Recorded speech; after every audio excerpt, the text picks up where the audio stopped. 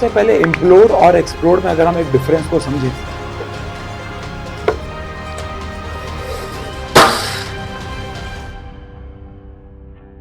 सभी को नमस्कार, स्वागत है आप सभी का साइंस एंड फन पे। हम सभी जानते हैं कि एक बहुत ही बुरी घटना हुई है अभी हाल ही में टाइटन सब के साथ, जिसको आप एक सबमरीन या एक छोटा सबमरीन कह सकते हैं। बहुत सारी वीडियोस आपने इंटरनेट पे देखी होंगी जहां पे बताया गया है कि उसके सबमरीन के इम्प्लोड होने का रीजन क्या था। सबसे पहले तो यार आज हम इस रेड बुल की एक कंटेनर से और कुछ घर की प्लास्टिक की बोतल से समझेंगे कि उस सबमरीन के इम्प्लोड होने का रीजन क्या था और कैसे कुछ मिली सेकेंड्स के अंदर लोगों की जान गई।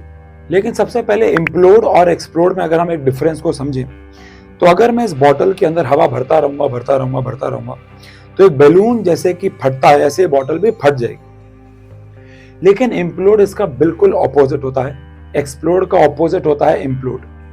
अगर मैं इस बोतल को ऐसे करके पिचकाता हूं तो दिस इज बेसिकली इम्प्लोड। लेकिन क्या हमें किसी भी चीज को इम्प्लोड करने के लिए सिर्फ बाहर से ही फोर्स लगानी पड़ेगी या प्रेशर लगाना पड़ेगा? तो इसको आज जरा समझते हैं कि कैसे टाइटन सब जो है वो जब लगभग 13,000 फीट की गहराई पे गया तो वो कैसे मिली सेकेंड में इम्प्लोड हो गया। इसके पीछे की साइंस क्या थी? ऑब्वियस बात है, बहुत सारी टेक्निकल चीजें हैं जो इसमें इन्वॉल्व थी, लेकिन हम इसकी बेसिक साइंस को इस वीडियो में एक रेड बुल के कैन की मदद से समझेंगे कि कैसे वो इम्प्लोड हुआ due to the pressure around the submarine. जरा इसको पहले ऐसे समझते हैं कि अगर हम समुद्र की गहराई पे जाते हैं तो जो पानी आसपास होता है उसका जो प्रेशर है वो बढ़ता रहता है। आप सबने नोटिस किया होगा कि अगर एक पानी का जग पूरा भरा हुआ हो और हम उसके नलके को, उसके टैप को ऑन करें तो पानी बहुत तेजी से बाहर आता है। लेकिन जैसे जैसे पानी उस जग में कम होता रहता है, पानी का प्रेशर कम होता रहता है। और ये हमारी 11th क्लास की साइंस में भी है कि जो प्रेशर होता है एट डेप्थ, उसका फॉर्मूला होता है रो जी एच, जहां पे रो होता है डेंसिटी ऑफ द फ्लूइड, जिसको भी हम पानी कह रहे हैं। पानी के लिए ही बात करें तो डेंसिटी ऑफ पानी विच इज लगभग 1000 kg पर मीटर क्यूब। जी मतलब एक्सेलरेशन ड्यू टू ग्रेविटी, जिसकी वैल्यू को अभी for the sake of calculation 10 ले लेते हैं। और 13,000 फीट को अगर हम लोग मीटर में कन्वर्ट कर दें और इन सारी वैल्यूज को अगर हम रो जी एच में पुट कर दें तो जो लगभग आंसर आएगा वो आएगा 400 ATM, यानी 400 ATM का प्रेशर। तो ये 400 ATM का प्रेशर क्या कोई बहुत बड़ी वैल्यू होती है?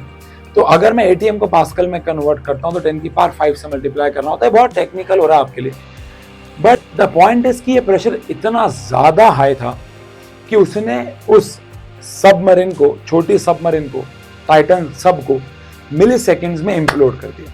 तो अभी क्या, इस बॉटल के अंदर भी हवा है, यानी एटमॉस्फेयर है, और इस बॉटल के बाहर भी एटमॉस्फेयर है। और क्योंकि ये बॉटल अभी इस कमरे में पड़ी हुई है तो अंदर का और बाहर का प्रेशर जो है वो बराबर है। अब ऑब्वियस बात है, अगर मैं इसको ऐसे करके दबाऊंगा तो ये तो दबी जाएगी, लेकिन क्या इसको दबाने का एक और तरीका भी है? तो आंसर है हाँ।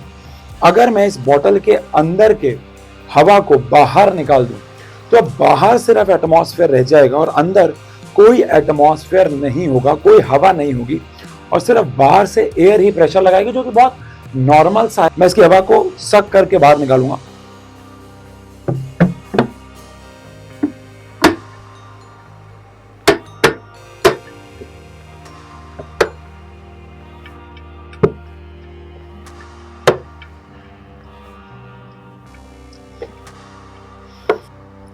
तो आप देख सकते हैं कि मैंने इसके अंदर की एयर को बाहर निकाला। अब आप कहोगे तो हमने बचपन में किया हुआ है, बट साइंटिफिक रीजन यही है, मैंने इसके अंदर की एयर को बाहर निकाल दिया है, बट अभी बाहर एयर है जो इसमें प्रेशर लगा रही है, उसने इसको इम्प्लोड कर दिया है। अगर मैं इसके अंदर वापस से एयर को जाने दूं तो क्या ये बॉटल वापस से नॉर्मल हो जाएगी? ये तो इसके डिफॉर्मिटी की वजह से है, तो आंसर है यस, ये बॉटल वापस से नॉर्मल हो जाएगी, क्योंकि अब इसके अंदर वापस एयर चली गई और एयर जो है वो प्रेशर को बैलेंस कर रही है।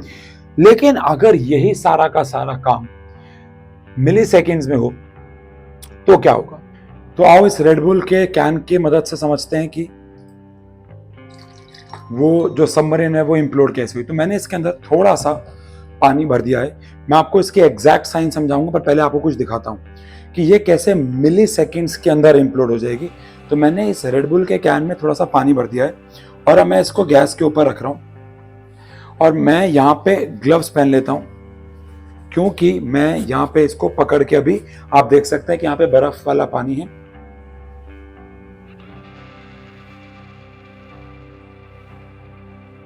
तो अब इसके अंदर जो पानी है वो उबलने लग गया है। अब मैं इसको उल्टा करके इस कैन को आप देख सकते हैं, कोई प्रेशर नहीं लगाऊंगा, बस इस ठंडे पानी में रखूंगा।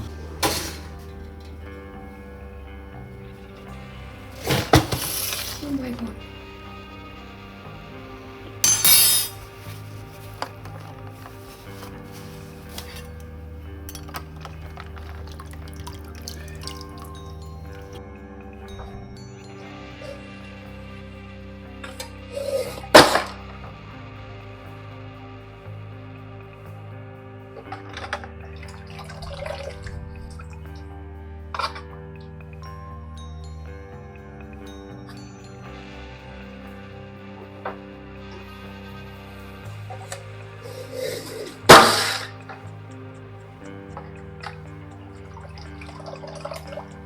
तो कुछ ऐसी ही हालत हुई होगी उस टाइटैनिक सब की।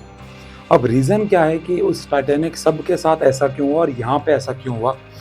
तो आंसर है, जब इसके अंदर हमने पानी था और उसको हमने थोड़ा सा पानी डाल के इसे गर्म किया, तो हुआ क्या कि अंदर जो गर्म होने की वजह से जो वाटर वेपर्स थे वो बाहर आए, और बाहर आए तो सारी अंदर की एयर को भी वो बाहर लेके आ गए, जिसकी वजह से हुआ क्या, इसके अंदर सिर्फ और सिर्फ कुछ बचे हुए वाटर वेपर्स रह गए जो कि हैं एयर ही, और वो भी एटमॉस्फेरिक प्रेशर लगा रहे थे और बाहर से एयर भी एटमॉस्फेरिक प्रेशर लगा रही थी।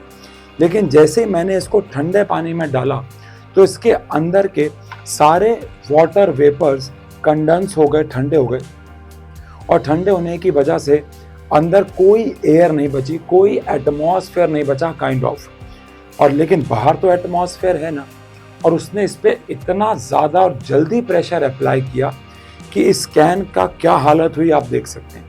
अब आप इमेजिन करो कि 13,000 फीट की गहराई पे ये प्रेशर कितना ज़्यादा होगा वाटर का, जिसने उस टाइटैनिक सब को इम्प्लोड किया। बट आप समझ सकते हैं साइंटिफिकली भी कोई भी रीज़न हो, कोई भी मिसहैपनिंग हुई हो, कोई भी उनकी तरफ से केयरलेसनेस हुई हो, बट जो कॉमन साइंटिफिक फैक्ट है जिसकी वजह से वो टाइटैनिक सब इम्प्लोड हुई है, वो फैक्ट ये है, बाहर का जो प्रेशर था वाटर का एट डेप्थ, वो इतना ज़्यादा उन पे अप्लाई हुआ कि उन्होंने टाइटैनिक सब को इम्प्लोड कर दिया बेसिकली। आई होप उन सब की फैमिली को हम अब यही कह सकते हैं, उन सब की फैमिली को बहुत हिम्मत दे भगवान। और